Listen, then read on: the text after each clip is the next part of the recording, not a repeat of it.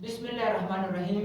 मेरे अजीज दोस्तों, आज का हमारा लेक्चर है future indefinite tense. Future indefinite tense को सबसे पहले समझना है, फिर इसके रिकॉग्नाइजेशन को समझना है, फिर हेल्पिंग वर्ब, इसी तरह simple sentences, negative sentences and interrogative sentences को समझना है। फ्यूचर इंडेफिनिट टेंस यानी कोई चीज अभी तक वाज़ेह नहीं, सिर्फ आपने इरादा किया, मैं खाना खाऊंगा, मैं वहां जाऊंगा, मैं ऑफिस जाऊंगा, मैं खत लिखूंगा, मैं सोऊंगा, मैं सो जाऊंगा। इसी तरह सबसे पहले टेंस को समझना है। और इसी तरह फ्यूचर इंडेफिनिट टेंस का रिकॉग्नाइजेशन है गा, गी, गे, और इसका हेल्पिंग वर्ब है विल एंड शेल। अब यहाँ पे सवाल होता है कि विल कहाँ यूज होता है एंड शेल कहाँ यूज होता है, क्योंकि विल और शेल में तो इतना डिफरेंस नहीं है। बहरहाल विल जो है वो वी नो, विल जो है they, you, he, she, it and plural singular subject के साथ यूज होता है। शेल जो है वो आई एंड वी के साथ यूज होता है। और इसी तरह फ्यूचर इंडेफिनिट टेंस में first form of the verb use होता है। और सिंपल सेंटेंसेस का फार्मूला है subject plus helping verb plus first form of the verb plus object plus full stop. अब फार्मूला को एक दफा आपने फार्मूला को समझना है। अगर एक दफा आपने फार्मूला को सीख लिया तो आप खुद ब खुद सेंटेंसेस बनने के लायक बन जाएंगे। फार्मूला सब्जेक्ट है, सब्जेक्ट जो वो काम करने वाला है, helping verb will and shall है, फर्स्ट फॉर्म द वर्ब लगाना है, फिर ऑब्जेक्ट, ऑब्जेक्ट वो है जिस चीज पर काम हो रहा हो।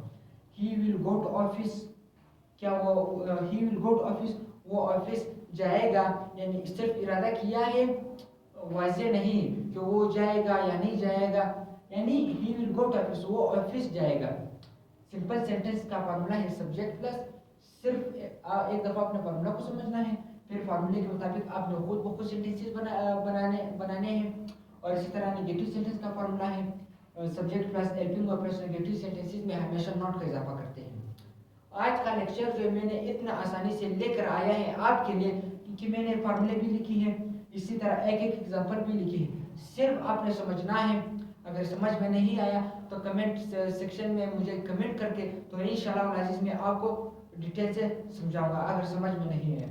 और नेगेटिव सेंटेंसेस का फार्मूला है subject plus helping verb plus not plus first form of the verb plus object plus full stop.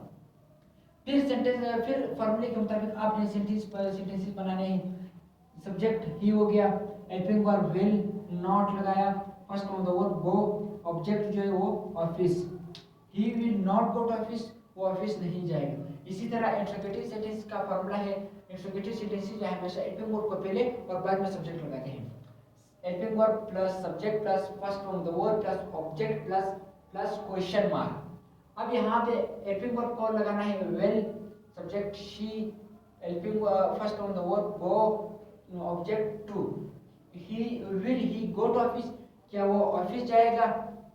अब आपने सिंपल सेंटेंस को समझना है। सिंपल सेंटेंस जो वो सादा जुमले हैं, यानी सादा फिक्र। नेगेटिव सेंटेंसेस जो उसको इनकारिया जुमले कहते हैं, यानी हमेशा नेगेटिव सेंटेंस में इनकार होता है। अगर आप इंग्लिश में एक सेंटेंस लिखते हैं, इनकारिया जुमले लिखते हैं, तो आपने नॉट का इजाफा, नॉट का लिखना हमेशा लिखना है।